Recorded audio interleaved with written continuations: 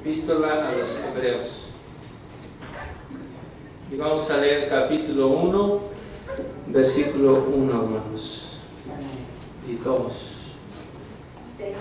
Hebrews 1, 1.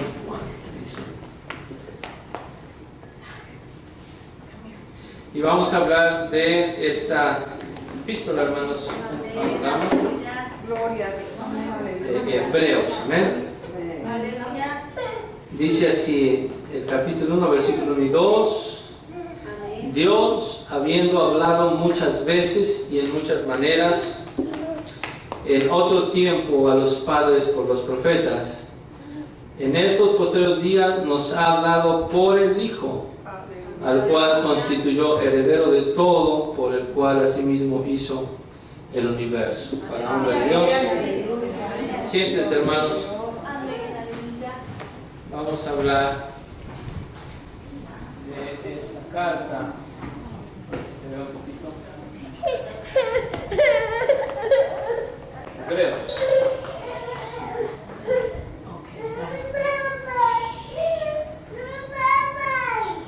Y estamos en el 67, aproximadamente al 69. Esta fecha es en español después de Cristo, después del Señor. ¿Amén? Entonces es en la era, en nuestra era, más o menos. Como ven, todo el Nuevo Testamento se escribió en el primer siglo, durante los primeros 100 años, se puede decir. Ya Juan, que fue el último escritor, se va a escribir en los años 90. Entonces, esta epístola, hermanos, a los Hebreos, primeramente vamos a razonar un poquito aquí. Vean el capítulo 2,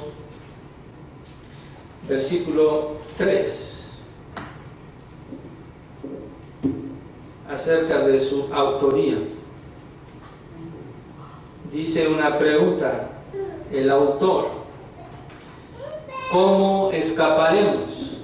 Quiere decir, si yo estoy escribiendo una epístola a ustedes, les diría cómo escaparán si yo no me quiero incluir. Pero si yo me quiero incluir, digo, ¿cómo escaparemos nosotros? Incluso dice nosotros, si tuviéramos nuevamente nosotros en poco una salvación o una salud tan grande. Lo noten, la cual habiendo comenzado a ser publicada por el Señor. Quiere decir que el Evangelio, ¿quién fue el primero que comenzó a dar las nuevas de salvación? El Señor Jesús. Esta salvación fue publicada por el Señor y luego dice, ha sido confirmada, otra vez dice, hasta nosotros, otra vez, por los que la oyeron. Entonces Jesús publica el Evangelio, ¿verdad? Y luego los discípulos, los que lo oyeron, ¿sí?, comienzan a publicar el Evangelio. Y luego el autor dice, bueno, esta salvación ha sido confirmada hasta, no dice hacia ustedes, dice hasta nosotros, ¿sí?, por los que oyeron. Entonces, los que oyeron fueron Mateo, fue Felipe, fue Natanael, Juan, Tomás, Pedro. Ahora, ¿quién escribió la carta a los hebreos? Eso es lo que estamos hablando ahorita. Bueno, no vamos a decir ahorita, pero se proponen muchos autores. Pero si usted lee en su Biblia, ¿qué dice? al principio de la epístola, el título, ¿cómo dice? Entonces, se sugiere que el apóstol Pablo, ¿verdad?, es el autor. Ahora, lo que dice Hebreos 2:3, dice que si fue Pablo el autor, entonces Pablo está diciendo que él, la palabra, el evangelio de Dios, lo recibió, lo confirmó por los que oyeron, por los discípulos, por los apóstoles. Pero ¿qué dice Pablo acerca de cómo él recibió el evangelio, hermanos? Vean lo que dice Gálatas, capítulo 1, versículo 11. Gálatas capítulo 1, versículo 11 y 12. ¿Qué dice ahí?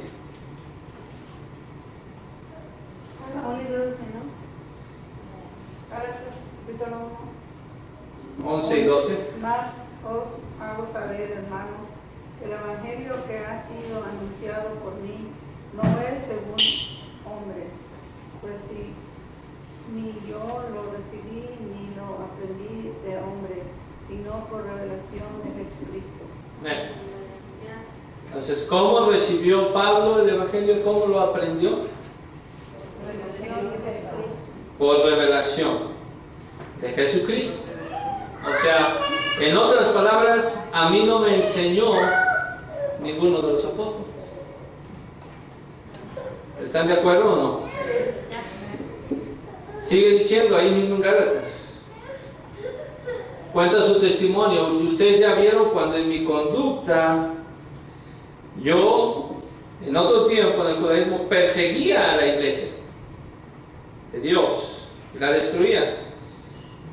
Dice, más cuando Dios vino a mi corazón, que me apartó desde el vientre de mi madre y me llamó por su gracia, revelar a su Hijo en mí para que predicase entre los gentiles, luego conferí con carne y sangre. Dice, ni fui a Jerusalén a los que eran apóstoles antes que yo, sino que me fui a Arabia y volví de nuevo a Damasco. Después, pasados 3 años, fui a Jerusalén a ver a Pedro. Entonces, Pablo, recuerdan cuando iba camino a Damasco, ¿qué pasó? Yo soy Jesús a quien tú persigues. Ahora ve a la calle que se llama la derecha y ahí se te dirá lo que te conviene hacer. Y Pablo invirtió 3 años de su vida predicando el evangelio. ¿Qué predicó Pablo? Si no conocía a Pedro. Dice, pasados 3 años fui a Jerusalén a ver a Pedro y estuve con él 15 días nada más. Mas en ninguno de los otros apóstoles vi sino a Jacobo, el hermano del Señor. ¿Se acuerdan que hablamos de Santiago, que es San Jacobo? Y después de que él anunció el evangelio, nadie le dijo que estaba mal, sino que el capítulo 2, versículo 7 dice, pero en aquellos que parecía ser algo, cuales hayan sido algún tiempo, no tengo que ver, Dios no acepta apariencia hombre.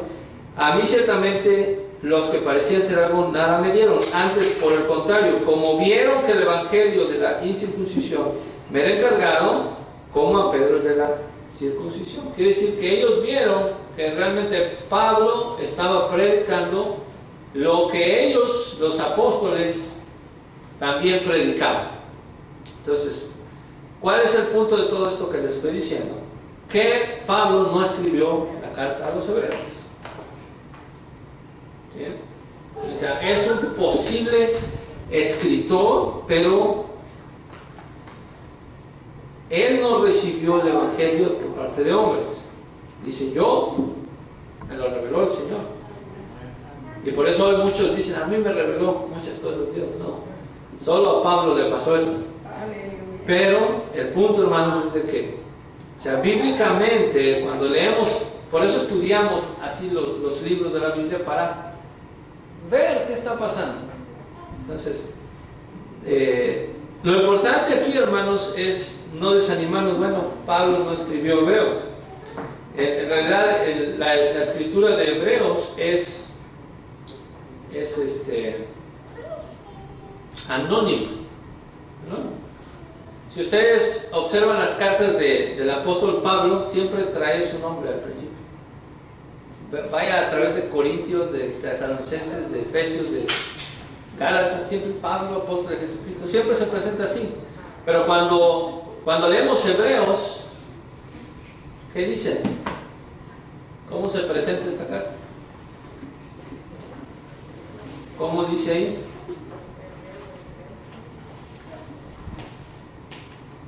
¿Cómo dice que habla? Dios, ¿verdad? Dios. ¿Cuál es lo importante, hermanos? El apóstol Pedro dijo que toda escritura, ¿verdad? Según de Pedro capítulo 1, versículo 21, la profecía no fue en los tiempos pasados traída por voluntad humana, sino los santos hombres de Dios hablaron siendo inspirados por el Espíritu Santo. Entonces, el punto es de que la autoría de Hebreos corresponde también, sea quien haya sido el escritor, corresponde al Espíritu Santo. O sea, el Dios escribió esta carta. ¿Amén? Bueno, ¿qué es lo que vamos a estudiar hoy, hermanos, de esta carta? Vamos a ver que esta carta enseña que los creyentes del nuevo pacto tienen acceso a Dios, o los creyentes en Cristo tienen acceso a Dios a través del nuevo pacto. Amén. Vean lo que dice Hebreos 4:16.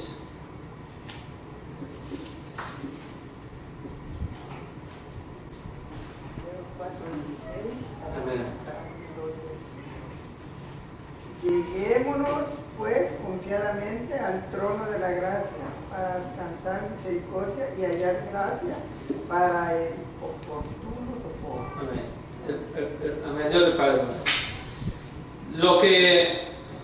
Para entender un poquito Hebreos necesitamos entender el libro de Levítico. Y Levítico habla de los sacrificios. Y el sacerdocio levita, los sacrificios, la santidad, habla de la santidad de Dios, ¿recuerdan? Entonces es importante, hermanos, el libro de Hebreos, porque la santidad de Dios demanda que un hombre, para que pueda estar delante de la presencia de Dios, dice, ustedes deben de ser santos, porque yo soy santo. Así dice el Levítico. Sed santos porque yo soy santo. Y si usted se pone a pensar en las implicaciones de ese versículo, dígame usted, ¿quién va a poder entrar en la presencia de Dios? ¿Quién va a poder entrar al cielo, donde está Dios? ¿Quién va a poder vivir eternamente donde está Dios? Si Él dice, sed santos, porque yo soy santo. ¿Sí? Por ilustrar de alguna manera, vamos a decir, una invitación, ya lo hemos hecho muchas veces, ¿verdad? Pero una invitación a un banquete real. ¿Cómo puedo yo entrar a un banquete, a la cena que hacen en este país para los candidatos presidenciales? ¿Cómo entraríamos, usted y yo? Si no tenemos una invitación. O sea, aquí solo entran los que tienen la invitación. Imagínense, hermanos, a la presencia de Dios santo. ¿Qué tan santo es Dios? Perfecto. O sea, para entrar en la perfección de Dios, y eso es lo que habla Levítico. Si usted ha leído el libro de Levítico, le animo a leerlo, porque eso que parece tan aburrido de narrarnos cada sacrificio una y otra vez, solo imagine hacer ese sacrificio, hermano, usted o yo, por un solo pecado. Y el Señor demanda santidad. Ahora, el libro de Hebreos lo que nos está enseñando es de que a través del nuevo pacto, el texto que leyó mi hermana, Hebreos 4:16, nos dice: porque no tenemos un pontífice que no se pueda compadecer de nuestras fraquezas. Nos habla del Señor Jesucristo, mas tentado en todo según nuestra semejanza, pero sin pecado. Lleguémonos pues confiadamente hasta el trono de la gracia. ¿Cómo dice que hay que ir? Podemos entrar confiadamente. ¿Quién entraba en el sacerdocio levita al lugar santísimo? Solamente el sacerdote, una vez al año, y tenía que presentar un presente para él, para que su pecado fuera perdonado, y luego quitar sus vestimentas, lavarse y traer otro presente para el pueblo y poner sus vestimentas y otra vez ofrecer el sacrificio por el pueblo. Y entonces el pueblo tenía el perdón de Dios, pero el pueblo seguía pecando. Entonces el sacerdote no tenía ningún descanso. Pero cuando vino Cristo, que Él fue el pontífice de los bienes venideros, no con sangre de machos cabríos, como dice Hebreos, sino con su propia sangre, no con sacrificio, sino con Él era el sacrificio. Entró solamente una vez en el santuario y obtuvo eterna redención. Ahora el creyente en Dios, el creyente en Cristo, tiene acceso al trono de la gracia para alcanzar misericordia y hallar gracia para el oportuno socorro. Entonces, ¿qué tan confiable es entrar a la presencia de Dios para un cristiano? Le animo, hermano, hoy Hebreo nos anima: ¿crees en Cristo? Entra con confianza. Confiadamente puedes entrar en la presencia de Dios. Si te ve Cristo ahí todo desanimado, dudoso, te va a decir: ¿qué haces? ¿Creíste en mí? No se turbe tu corazón. Entra confiadamente. Puedes entrar. Mira, yo ya abrí la puerta para ti. Yo ya viví la vida perfecta. Ya di el sacrificio que a Dios le agradaba. Así que tú puedes entrar. Amén. Eso es lo que enseña el libro de Hebreos. Vean lo que dice capítulo 6, versículo 19 y 20, hermanos. Capítulo 6, versículo 19 y 20. Vean desde el 18.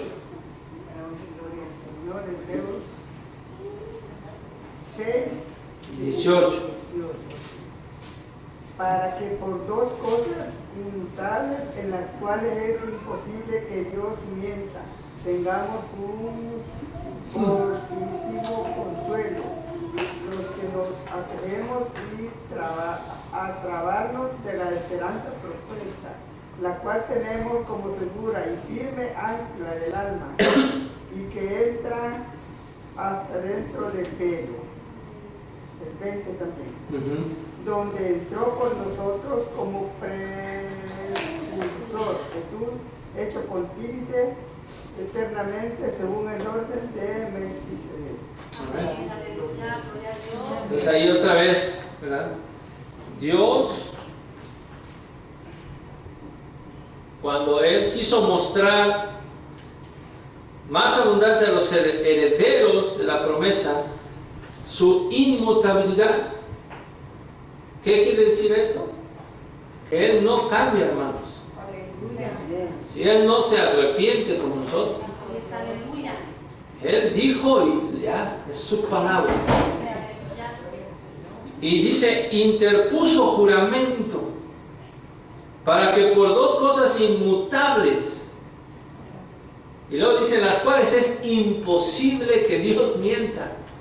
Entonces vean la importancia de creer en Cristo y la desgracia de no creer en Cristo. La importancia de la fe en Jesús y la desgracia de la jactancia en las obras que las personas puedan hacer. Por eso yo insisto, y hasta parece ya molesto, no nos jactemos de nuestras obras, hermanos. No nos jactemos de que somos cristianos superdotados.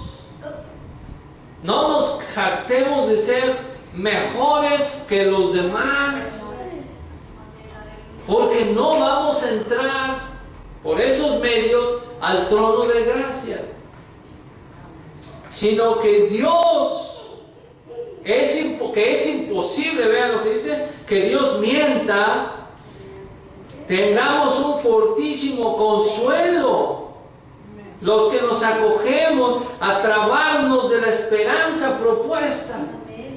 Quiere decir que el cristiano su fe, su confianza debe estar solamente en el sacrificio de Cristo como pontífice, de que Él pudo entrar en la presencia de Dios y pacificar la ira de Dios. Dios ya no está enojado con el que tiene fe en Cristo, pero Dios está airado con el pecador no arrepentido. Y toda la ira de Dios va a caer sobre el pecador que no se arrepienta y que no tenga fe en Jesucristo. Dice, nosotros tenemos como segura y firme ancla del alma. Es una figura del lenguaje. Está seguro. El barco no se va a mover, no se va a ir de ahí, porque entró hasta dentro del velo. Y entró, dice, por nosotros, nuestro Señor Jesucristo, que fue hecho pontífice eternamente. Quisiera, un día vendremos a estos versículos, hermanos, a analizarlos. Pero fíjense, Jesús es eterno pontífice. Quiere decir que aquel hermano sacerdote que entraba ahí y salía y entraba y salía, Jesús entró una vez, eternamente, como eterno pontífice, santo, inocente, limpio, apartado de los pecadores y hecho más sublime que los cielos. Ahí en Hebreos 7:27, no tiene necesidad cada día como los otros sacerdotes de ofrecer primeros sacrificios por sus pecados, porque Él era sin pecado. Lo hizo una sola vez ofreciéndose a sí mismo. Porque la ley constituye sacerdotes a hombres flacos, mas la palabra del juramento, después de la ley, constituye al Hijo hecho perfecto para siempre. Por eso Dios prometió un medio de salvación. Así que, ¿qué seguridad, hermanos, nos da el ser cristianos, el creer en Cristo? ¿Cuál es el camino a entrar al cielo? Es Cristo. Porque solamente alguien con la capacidad de apaciguar o satisfacer la ira de Dios y satisfacer las demandas de su santidad puede lograr paz para los hombres con Dios. Por eso es que rechazamos que Jesús es un ser creado, un ángel creado. No, Jesús es Dios, eterno, soberano. Solamente Dios puede perdonar pecados, ¿cierto? Vean lo que dice Hebreos 10, 19, hermano. Entonces, los creyentes tienen acceso a Dios. ¿Qué dice Hebreos 10, 19 al 29? Perdón, gloria al Señor, dice así que, hermanos, teniendo libertad para entrar en el santuario por la sangre de Jesucristo. ¿Solo eso? Hasta el 22, ¿no? Por el camino que Él nos consagró nuevo y vivo por el velo, esto es, por su carne, y teniendo un gran sacerdote sobre la casa de Dios. Lleguémonos con corazón verdadero en plena certidumbre de fe, purificando los corazones de mala conciencia y lavando los cuerpos con agua limpia. ¿Amén? Entonces, ¿qué dudas hay, hermanos, de que usted va a estar en el cielo? Si usted es un creyente verdadero, no hay ni siquiera, ¿verdad?, una milésima parte de un punto de duda de que usted va a estar en el cielo. ¿No le da gozo esto, hermano? Solo póngase a pensar, voy a estar en el cielo. Esa va a ser mi morada eterna. El día que deje este cuerpo, que se enferma cada día y envejece cada día, el día que lo deje, voy a estar en mi morada eterna, gracias a Jesús. Amén. Bendito sea Dios. ¿Verdad que anima esto, hermano? Con seguridad. Entonces el creyente tiene acceso. Vean lo que dice este texto. Dice el versículo 16: este es el pacto que haré con ellos después de aquellos días, dice el Señor. Eso es importante, dice el Señor. ¿Sabes? Ahí estamos confiados de que lo que dice a continuación es verdadero, lo va a cumplir. Daré mis leyes en sus corazones y en sus almas las escribiré, añade, y nunca más me acordaré de sus pecados e iniquidades. Pues donde hay remisión de estos, no hay más ofrenda por pecado.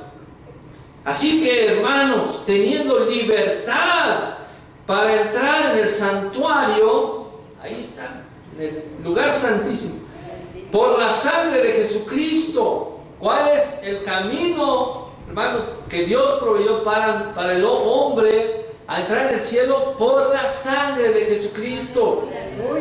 No hay que estar buscando otros caminos, porque dice por el camino que Él nos consagró. Él dijo, yo soy. Felipe decía, muéstranos. ¿Cómo sabemos el camino? ¿Dónde vas? San Juan 14. ¿A dónde vas, Señor? No te podemos seguir. ¿Cómo podemos saber a dónde vas? No sabemos el camino. Yo soy el camino, Felipe. Yo soy. Nadie viene al Padre si no es por mí. ¿Sí? Y si no van al Padre, ¿a dónde van? Al infierno. No hay otro lugar donde ir. O van al cielo o van al infierno. No hay otro lugar. No hay tierra mediana, no hay tierra de por medio. Oh, no llegué al cielo, pero tampoco me fui al infierno, quedé en medio. No. No hay. Eso solo era para sacar dinero para construir la Basílica de San Pedro en 1518. Por eso protestaron, dijeron, no, esto no es religión, esto no es lo que dice la Biblia. ¿Sí? Por el camino que Él nos consagró, nuevo y vivo, por el velo, esto es por su carne. Por eso Jesús era necesario que muriera en esa cruz, hermanos. Jesús, hermanos, dijo, es necesario que yo vaya a la cruz, es necesario. que sea yo puesto en manos de impíos pecadores que me tengan. Imagínense, hermanos. Y teniendo un gran sacerdote sobre la casa de Dios. Ahí ya tenemos, no solamente es un abogado, sino un sacerdote, hermanos. ¿Sí? ¿Qué presente me traes? Dice Dios. ¿Qué presente me traes? Que te diga a ti, ¿qué me traes? ¿Cómo? ¿Qué me traes para satisfacer mi ira? Para llegar a mi santidad. A ver, vaya usted, ¿no? Corazón limpio. Corazón limpio es lo que siempre decimos. Imagínense yo llevar mi corazón al Señor. Miren, aquí está. Aunque Él te manda eso en la Biblia, dame, hijo mío, tu corazón. ¿Sí?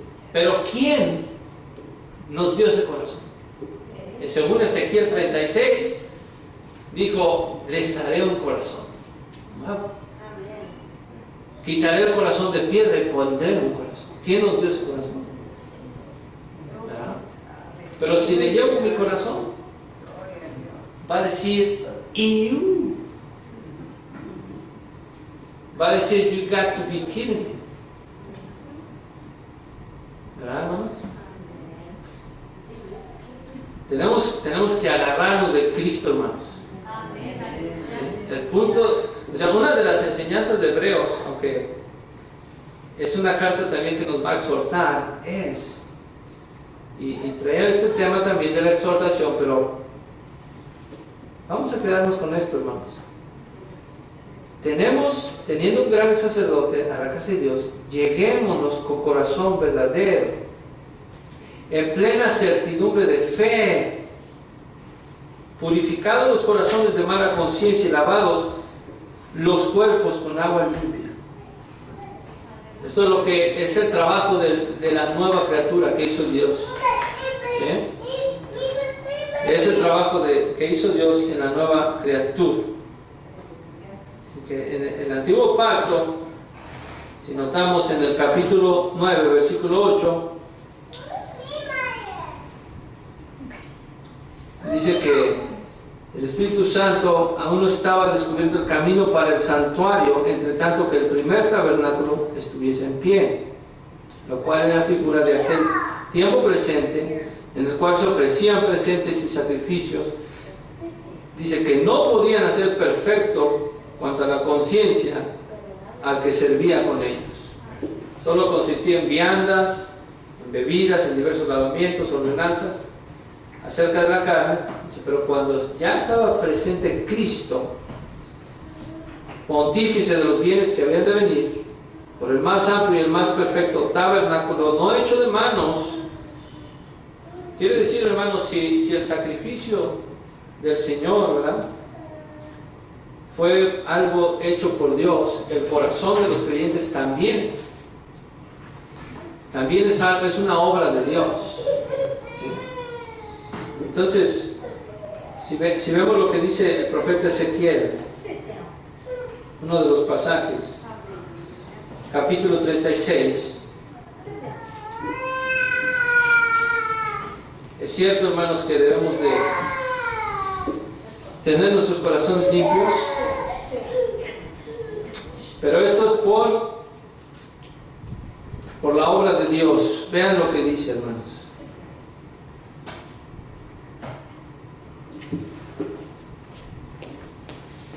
Habla de lavamiento, hermanos, espiritual.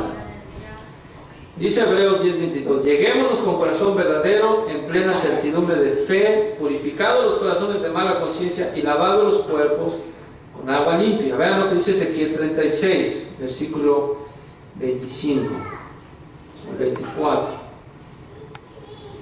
Bueno, voy a leer desde el 22. Por tanto, di a la casa de Israel, Ezequiel 36, 22, así ha dicho el Señor Jehová, no lo hago por vosotros, oh casa de Israel, sino por causa de mi santo nombre, el cual profanasteis vosotros entre las gentes donde habéis llegado. Entonces, ¿cómo estaba nuestro corazón, hermanos? Totalmente corrupto. ¿Sí? Es lo que dice Jeremías: engañoso es el corazón y perverso más que todas las cosas. Pero vean lo que hizo Dios.